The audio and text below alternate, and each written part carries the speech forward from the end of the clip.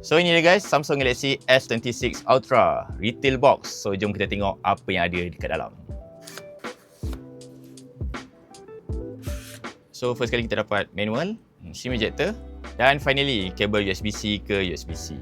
So inilah dia Samsung Galaxy S26 Ultra warna sky blue. Nampak sangat cantik bila tengok dari depan ni.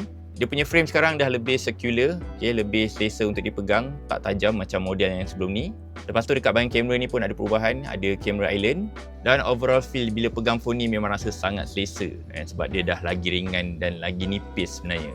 So saya dah set up phone ni, so inilah dia One UI 8.5 berasaskan Android 16. Now of course feature yang menjadi highlight dekat phone ni ialah privacy display. So saya ni off, kalau saya on, nampak tak dia punya viewing angle dia dah semakin limited.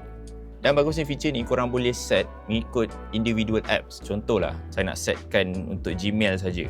So nanti kalau saya buka Gmail ni, saya tak on tau dia punya privacy display. Kalau saya buka Gmail, nampak dia automatic on. Dan satu lagi feature best dekat phone ni ialah feature horizontal lock dekat video. Dia ala-ala macam action cam. So apa dia buat? Saya onkan feature ni dekat bahagian, nampak tak? Bahagian setting tu. So bila saya onkan feature ni, saya rakam dan saya menegak, dia boleh lock dia punya viewfinder. Dan macam action cam. Yang mana feature ni saya nampak memang sangat berguna lah untuk korang yang sukakan aktiviti outdoor.